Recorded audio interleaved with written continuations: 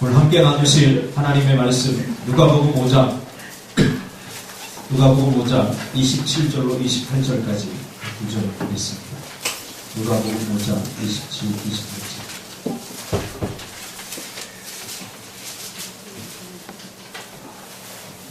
27, 28. 두 절이니까 함께 한 목소리로 합독을 통독하겠습니다. 누가복음 5장 27, 28.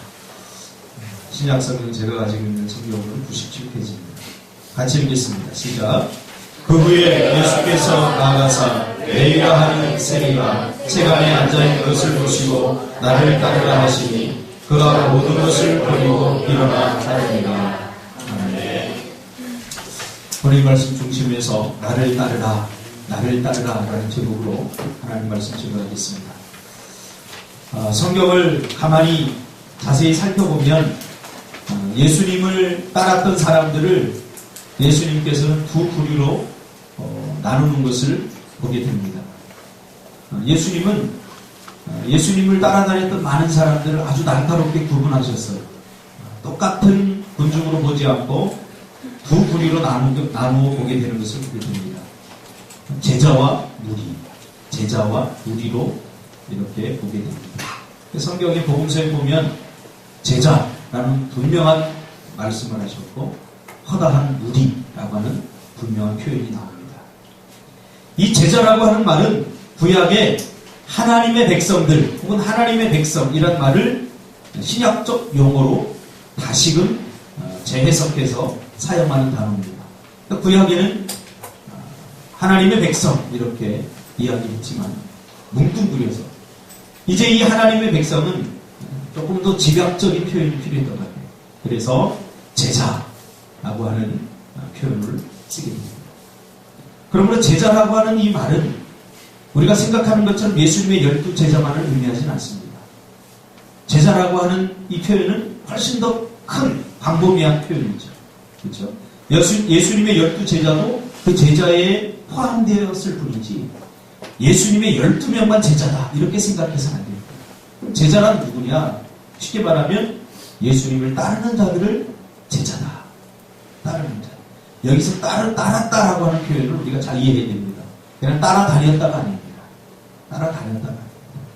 오늘 본문은 예수님께서 제자들을 부르는 그런 에피소드 중에 특별히 제자 중에 연봉이 제일 많았던 제자 중에 가장 부자였던 레위라고 하는 세리가 누군지 알죠?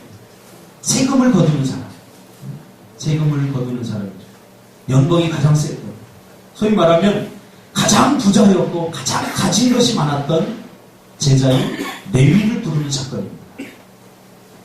근데 오늘 본문에 예수님께서 나를 따르라 하니까 레위가 모든 것을 버리고 따랐다라고 이야기를 합니다. 너무 쉽죠? 굉장히 충격적인 사건입니다. 그래서. 여러분이 만약 오늘 레위라고 한다면 레위의 입장에 서본다면 이렇게 모든 것을 한순간에 버리고 따른다는 것은 굉장히 충격적인 이야기입니다. 레위는 굉장히 가진 것이 많았어요. 여러분 당시에 세리 그러면 그 동네에 뿐만 아니라 한 지역에 부의 랭킹 1위에 반드시 레위들이 세리들이 있었어요. 그러니까 잃을 것이 너무 많고 가진 것이 너무 많은 사람이에요. 가진 것이 많은 사람은 두려움도 많습니다. 잃을 것이 많은 사람은 두려움도 많습니다. 그래서 예수님께서는 재물과 예수님을 겸하여 섬길 수 없다고 했어요. 이렇게 이야기하니까 많은 사람들이 예수님은 돈 버는 것을 싫어하나 보다 물질을 싫어하나 절대 그렇지 않습니다. 가치를 어디에 두느냐가 중요한 겁니다. 예수님은 가치를 하나님께 둔 거죠. 물질에 두지 않았다는 거죠. 물질 중요합니다. 우리가 돈 없으면 어떻게 해요? 준석 집사를 보세요. 돈 없으면 초라하시지 않습니까? 돈 있어야 돼요. 여러분. 성경적인 방법을 여러분 많이 보시기 바랍니다. 그러나 그것에 너무 집착하고 얽매이면 안 돼요. 그렇게 집착하고 얽매이는 순간 그것이 우상이 될 거예요. 하나님이 차지해야 될 내 마음 중심에 그것이 차지해버리면 그 다음부터는 뭐 신학이라고 표현해서는 안 됩니다. 이 레위의 따름, 이것은 대단히 충격적인 따름입니다. 제가 예전에 카멜롯의 전설이라고 하는 영화를 아주 감명 깊게 봤어요. 한번 보세요. 거기 보면 그 한 왕비가 이제 왕과 결혼하러 가는데 공격을 당합니다. 그때 한 무명의 용사가 그 왕비를 구해줍니다. 근데 딱 구해줬는데 둘이 눈이 맞아버려서 찡! 이게 사랑이죠. 신분을 넘는 사람. 그렇죠? 근데 이 무명의 용사는 이 왕비인 줄도 몰라요. 근데 너무 마음에 들어가지고 끄가 나버려요. 사랑 고백합니다. 근데 왕비들서 이렇게 밀쳐요. 그때 이 무명의 용사가 하는 이야기가 있습니다. 왜 두렵습니까?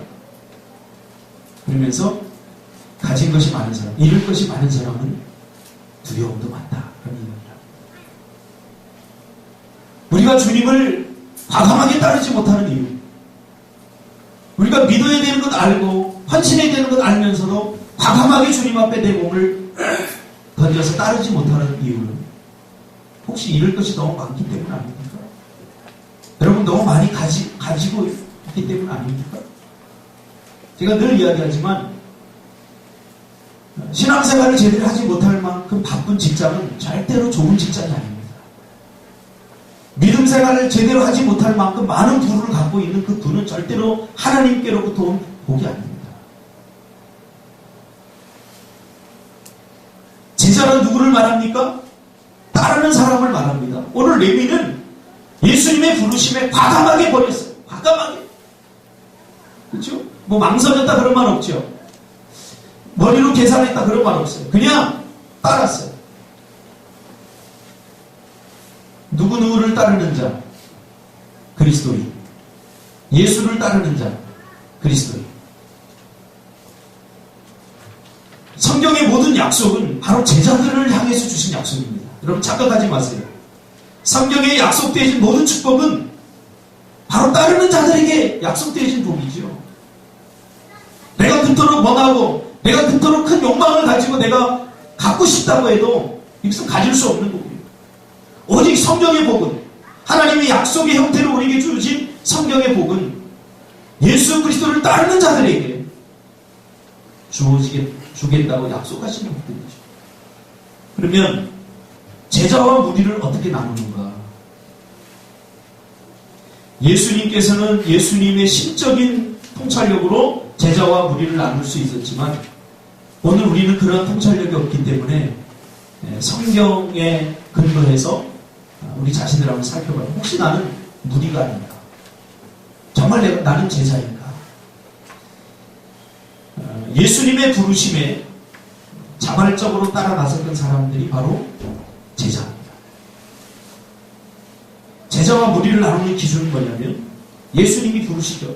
레위야, 나를 따르라 라고 했을 때 따르지 않을 수도 있었어요. 따를 수도 있었지만 따르지 않을 수도 있었어요.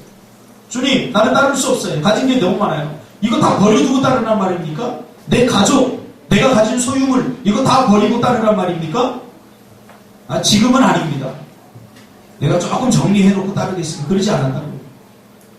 과감하게 모든 것을 다 내려놓고 자발적으로 따라 나섰습니다. 제자는 자발적으로 주님을 따르는 사람들입니다. 억지로 따르는 사람들이 아닙니다. 이거 따르지 않으면 무슨 일이 생길 것 같으니까 이 따라야만 되기 때문에 따르는 것이 아닙니다. 제자는 자발적 헌신, 자발적으로 따르는 사람입니다. 그럼 무리는 다르죠. 예수님을 따라다녔던 수많은 무리들을 보면 그들이 왜 예수님을 따랐나를 가만히 살펴보면 어떤 호기심 때문에 따랐어요. 호기심. 야, 예수님이 기적을 일으키고 바다를 잔잔케 하고 죽은 자를 살리고 병든 자를 고치시는데 이게 진짜일까? 어떤 호기심에 따랐어요. 또 거기에는 무리들 중에는 자신들의 필요 때문에 따랐던 사람들입니다. 자신들이 뭔가 필요한 것이 있는데 그것을 예수님께서 혹시 채워주진 않을까? 그렇죠? 그래서 목적이 이루어지고 부족했던 것들이 채워지면 그들은 곧 예수님을 잊어버리고 예수님 곁을 떠나버리죠. 그래서 끝까지 가지 못합니다. 무리는. 예수님의 제자들은 비록 예수님을 따르는데 중간에 실패했지만, 그러나 예수님의 다시 한번 주시는 그 기회로 말미암아 끝까지 주님을 따라 죽기까지 따랐죠. 그래서 일설에 의하면 베드로 같은 경우는 주님을 모릅니다라고 부인했었지만은 그 거꾸로 십자가에 매달려 죽었다. 그런 이야기도 전해집니다. 그래서 우리에게는 헌신이라든가 희생 그런 게 없죠. 요한복음 6장 67절에서 69절에 보면 예수님은 제자들에게 폭탄 같은 선언을 합니다. 어떤 선언을 하냐면 너희들 중에 12명 제자들 중에 너희들 중에 나를 팔 사람이고 너희들 중에 나를 버릴 사람이고 너희들이 나를 다 떠나겠다. 나를 떠날 사람이다. 이렇게 말합니다. 제자들이 충격을 받은 거죠. 그러면서 예수님이 묻습니다. 너희도 나를 떠나느냐? 너희도 나를 버리느냐구나. 너희도 나를 버리느냐? 근데 베드로가 뭐라고 말합니까? 영생의 말씀이 여기 계심에 우리가 어디로 가리까? 참 아름다운 고백. 준서가 네가 나를 떠나느냐?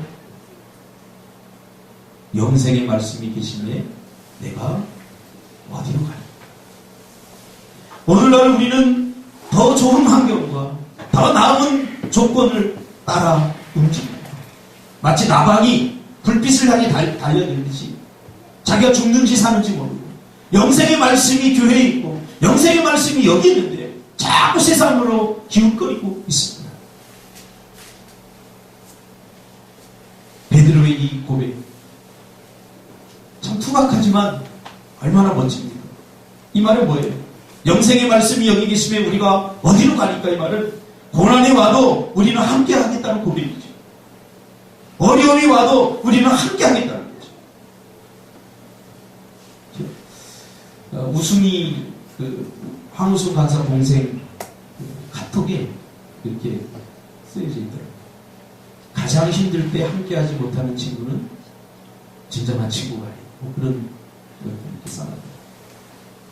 어려움을 같이 겪어본 사람.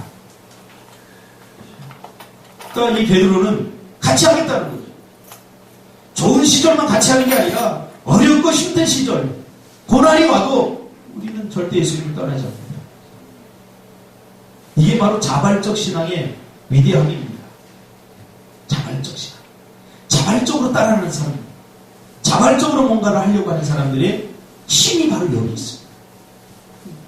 요즘 제가 비즈니스 선교 4개를 더 하려고 어떤 것을 할까 계속 기도하면서 고민하면서 TV도 보고 여러 가지 정보를 제가 이렇게 얻습니다. 그러면서 제 시각이 좀 바뀌었어요.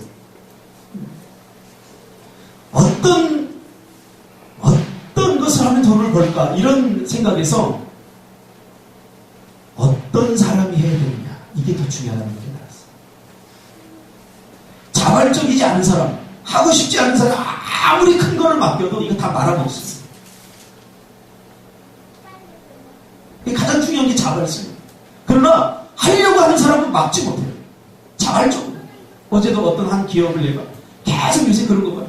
작은 회사를 하나 차리는데 이 회사가 보니까 너무 행복해보여요.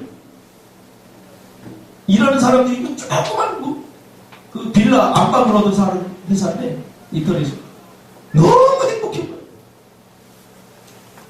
그래서 야 여기는 대접을 참 잘 받는구나. 그렇게 내가 생각했어요. 배우가 참 좋겠다. 그런데 6개월째 월급도 못 받았대요. 근데 6개월째 월급 못 받은 사람들의 표정이 아니야. 왜 그럴까 그랬더니 이 사람들은 모두 다 제발로 찾아온 자발적으로 헌신한 사람. 자발적이지 않으면 조금 어렵고 힘들면 다 포기해버립니다. 누가 시켜서 하는 일은 언젠가 무너집니다. 그러나 자발적으로 스스로 하고 싶어서 하는 것은 누가 그만두라고 해도 절대 그만두지 않습니다. 여러분 그걸 찾아야 되는 거죠. 아무리 작은 가게도 이 자발적으로 하면 스스로 기쁨으로 해서 나중에 큰 이유를 남기게 되는 거죠.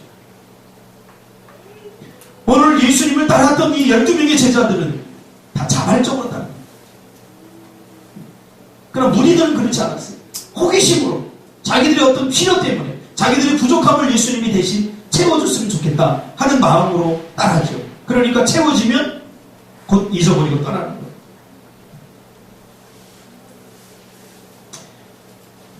디트리트 보네퍼라고 하는 사람이 Follow me, 나를 따르라 하는 책을 썼어요. 제자도라고 하는 책을 썼는데 거기에 보면 디트리트 보네퍼가 아주 유명한 말을 합니다.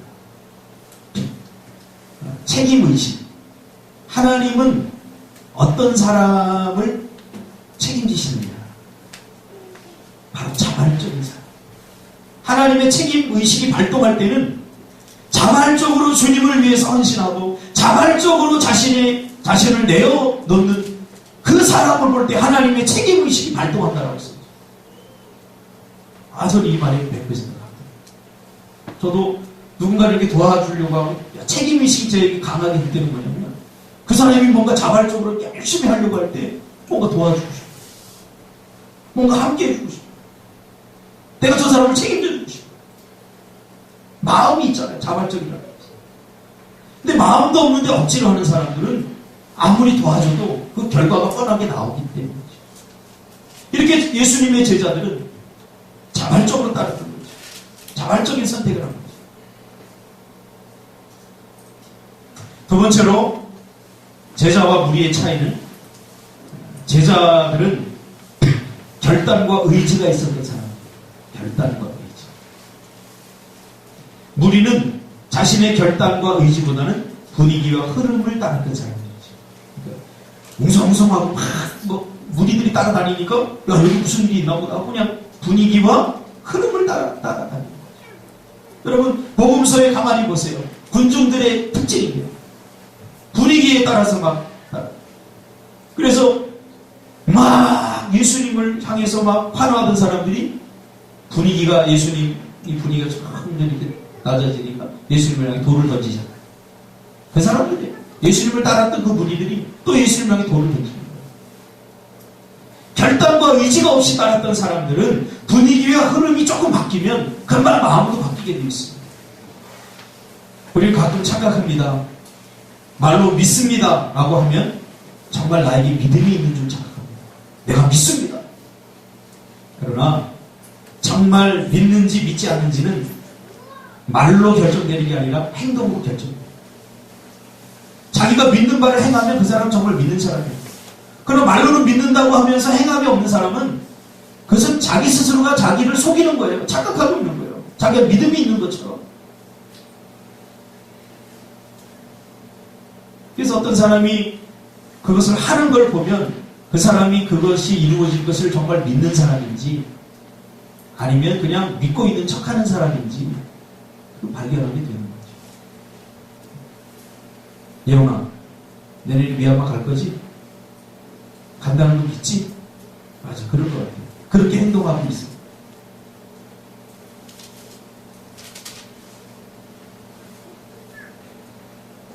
의지가 있는 사람은 어떻게 해서든지 해내게 되어 있습니다. 하는 것도 아니고 안 하는 것도 아니고 주님을 따르는 것도 아니고 따르지 않는 것도 아니고 이게 참 문제죠. 주님을 믿으면 믿는 사람처럼 행해요. 기도를 한다면 기도하는 사람처럼 행해요. 오늘 한국교회 위기가 바로 한국교회 성도들의 위기가 바로 여기 있어요. 말만 무슨 입상이 없어요. 말은 많아요. 여러분 너무 많은 설교 듣지 마세요. 듣지 못해서 문제가 아니에요. 행함의 부재 아닙니까? 너무 많이 하는데 행하지 못해요. 우리 집사람이 요새 우리 애들한테 애들을 훈계할 때 제가 엊그제인가 은혜 받았어요. 우리 애담이가 뭘 좀 이거 해야지 그러면 알아. 그래요. 알아. 그래요. 그리고 안 치워요. 알아. 그리고 안 하는 거예요.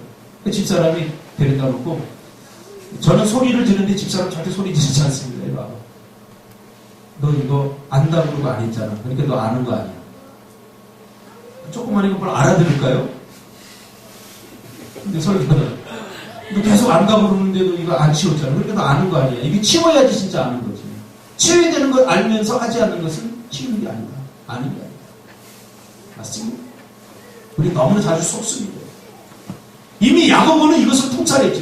그래 야고보 2장 26절에 영혼 없는 몸이 죽은 것 같이 행함이 없는 믿음은 죽은 믿음이에요.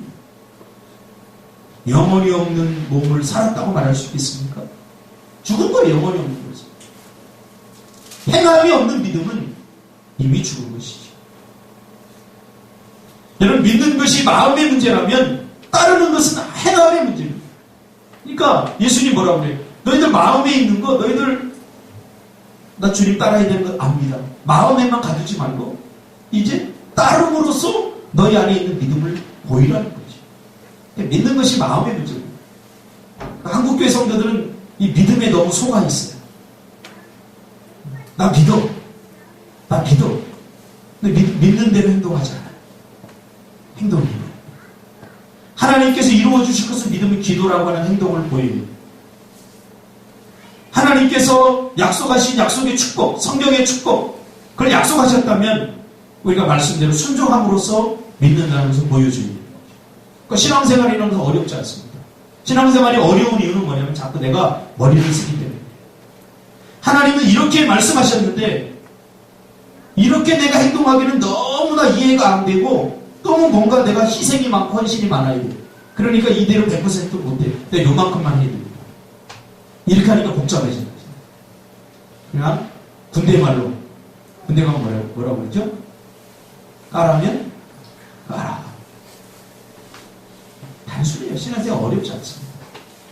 신앙생활 어렵죠.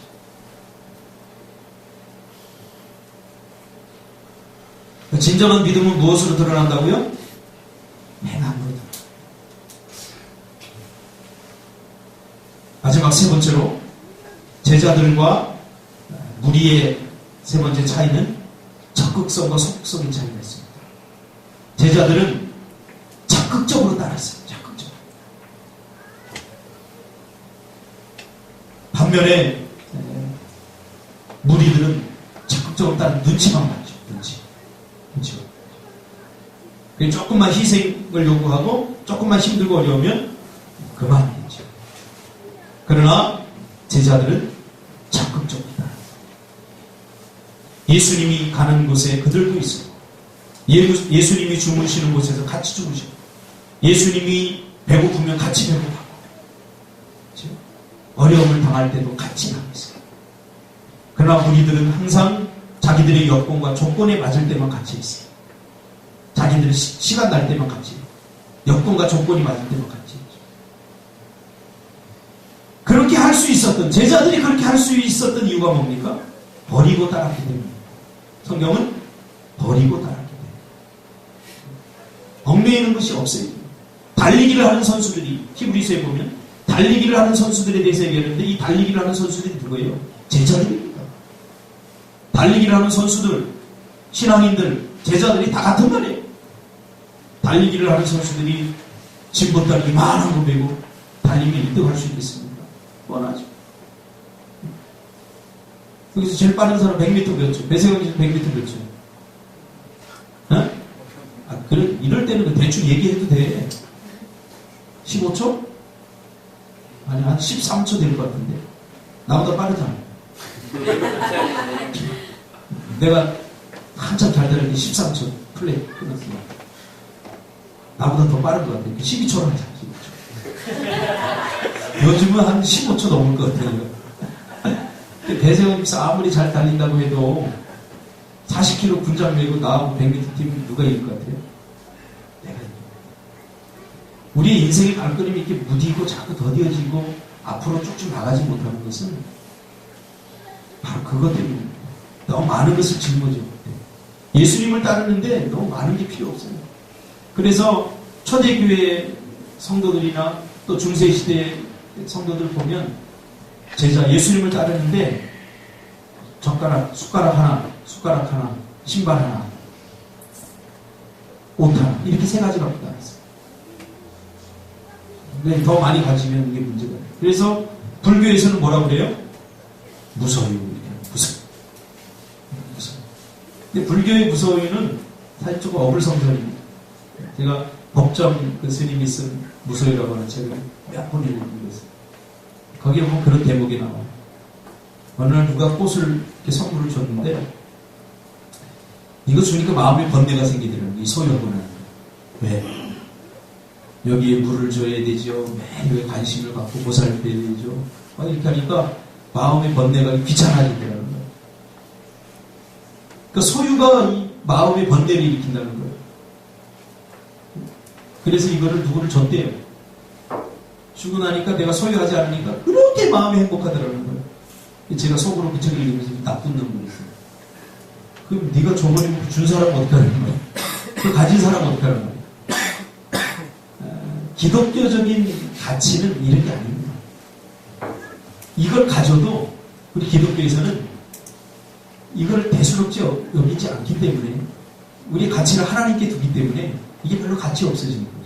여러분 이게 지금 그 법정 스님이 수준이 있으니까 화분 하나로 이야기했지 이게 황금이라고 생각하고 있어요. 기업이 황금 덩어리 하나를 갖고 있어요. 이게 잠이 오겠어? 누가 도둑질에 가지 않을까? 캡스 설치하고 그래도 부족해서 경비원 고영이 경비원하고 막 그래도 마음이 놓지 않아 잠이 안 오고 새벽 1시에 깨고 2시에 깨고 금덩어리 막 바위덩어리만 하나도 있습니다. 그러나 사도 바울이 이것을 배설물로 여겼어요. 배설. 그러니까 여기 가치를 크게 부여하지 않으면 있어도 그만 없어도 그만 있으면 좋고 사실 있으면 좋죠. 그러나 우리의 참된 가치는 하나님께 있기 때문에 이거 없어도 하나님 다시 주실 것이라고 하는 확신이 있는 사람은 여기에 그렇게 얽매이지 않아요. 우리 애들 돈 줘보면 알아요. 용돈 줄 때 500원 줘요. 요새 우리 아이들은 예전에 100원 줘도 와 돈 줬다 아빠가 돈 줬다 막 좋아했는데 요새 100원짜리 주면 아이씨 이래요 우리 애들이가 뭐야 이게 아이씨 이래. 500원 정도 줘봐야 뽑기를 할 수 있기 때문에 아빠가 돈 줬다 이래.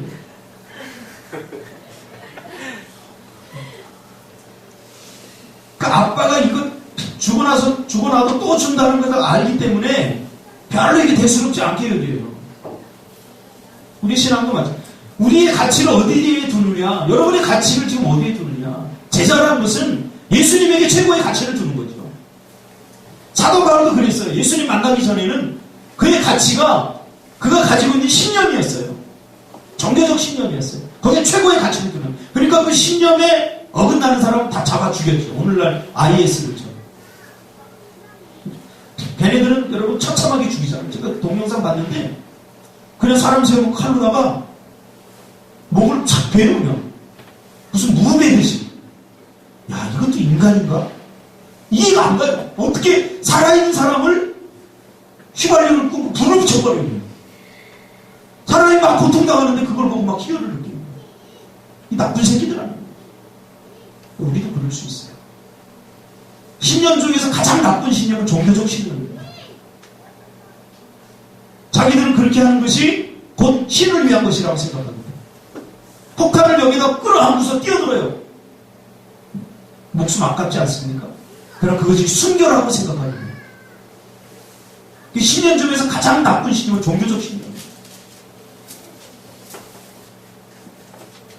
신을 위한다고 치고 자기는 마음대로 그렇게 해버리는 거죠. 그래서 하나님께 최고의 가치를 두는 것 아닙니다. 이들은 제자들은 다 버리고 따랐지. 얽매이기 쉬운 모든 죄를 벗어가. 물질 자체는 죄가 아니지만 이 물질에 우리가 가치를 부여하고 여기에 마음을 두는 순간 이것은 우상으로 변하게 되겠죠. 그래서 히브리서 기자는 뭐라고 했습니까? 얽매이기 쉬운 모든 죄를 벗어버리고 믿음의 주여 온전케 하신 예수를 바라고 달려가라. 예수님을 따를 때 방해되는 것을 버려야 진정한 따름이 됩니다. 버리지 못하면 거기에 발목이 붙잡힐 수가 있습니다. 그리고 버려야 얻게 됩니다. 이때부터 얻는 것이 진정한 자기 소유가 돼요. 제가 늘 강조하는 말이에요. 기도해서 얻은 것만 진정한 내 것이 될 수 있다. 기도 안 해도 우리가 얻어지는 건 많이 있어요. 그러나 기도해서 얻어지는 것만 진정한 내 것이 될 수 있고 내 누림이 될 수 있어요. 자, 그러면 결론적으로 성경은 우리에게 자꾸 그냥 버리기만을 원하는 것, 버리는 것은 끝나는 것, 희생을 요구하고 헌신을 요구하는데 그것으로 끝나는 것, 그렇지 않죠. 우리가 사실 버리는 것은 아주 작은 것입니다. 아주 조그만 것입니다. 아까도 서두에 제가 얘기했듯이 성경에 나오는 36,500가지의 약속에 대한 축복, 약속에 대한 성취에 대한 복을 우리에게 주셨잖아요. 그렇죠? 작은 것 버리면 우리에게 더 많은 것들을 하나님 주시겠다는 거죠. 이것이 성경이 우리에게 주는 메시지입니다. 내가 진 것 내려놓으면 하나님 더 좋은 거 주신다는 거예요. 자꾸 가치 없는 거 붙잡고 내가 이거 잘 이렇게 붙잡고 있으니까 이 문제가 되는 거예요. 우리 애린이 키울 때 어릴 때 보면 세뱃돈 이렇게 주면 어릴 때 모르니까 1,000원짜리 지고 좋아요. 아빠의 마음은 할아버지가 10,000원짜리 주는데 저거 잡았으면 좋겠는데. 그렇죠? 이 1,000원짜리를 놓아야 10,000원짜리를 잡을 수 있잖아요. 어떤 사람은 그러게요. 2개 다 잡으면 안 됩니까? 더 좋죠. 솔로몬을 보세요. 하나님보다 더 중요하게 여기는 것을 포기할 때 비로소 하나님을 얻게 될 수 있어요. 하나님을 얻으면 다 얻은 거잖아요. 솔로몬이 지혜를 구하니까 그 모든 것을 더하여 얻게 된 거죠. 적극적으로 여러분 나서시기 바랍니다. 이왕 예수 믿을 거 믿는 둥 마는 둥 믿는 척 아닌 척 하지 말고 적극적으로 무슨 일을 하는지 신앙생활 기도도 마찬가지예요. 하는 둥 마는 둥 하면 더 짜증나잖아요. 최선을 다해서. 왜냐하면 천국은 침노하는 자들의 것이라고 말하기 때문입니다. 누가복음 19장에 보면 삭개오는 적극적으로 주님을 만나고 싶어서 뽕나무에 올라갔어요. 너무 작아서 주님이 안 보여요. 주님을 만나고 싶은 그 열망이 그를 뽕나무 위에 올려놓은 거예요. 우리는 그러잖아요. 안 보이면 다음에 만나지. 그리고 끝내잖아요. 굉장히 소극적. 누가복음 18장에 보면 강청하는 과부가 나옵니다. 재판장에 가서 재판 한번 열게 되면 다시 재심을 청구해요.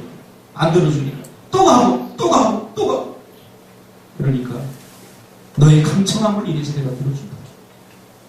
소경 바디오에는 보이지 않는데 주님을 향해서 달려나갔어요. 사람들이 뭐라고 해요? 오지마! 너 같은 바보가 왜 와? 너 같은 장인이 왜 와? 좀 조용히 해! 오히려 다 크게 소리쳐. 중풍병자 친구들 오셨어요. 데리고 왔는데 너무 예수님 주위에 사람들이 많아서 예수님 볼 수 없는. 그러니까 지붕 꼭대기로 지붕을 뜯어내고 그 친구를 내리잖아요. 그럼 이게 적극성. 가만히 앉아서 무슨 일이 일어나기를 바라는 소극적인 사람들이 있는 그런 소극적인 마음, 성경적 사고관이 아닙니다. 도전하십시오. 모험하십시오. 파스칼은 이것을 신음하고 추구한다라고 표현했습니다.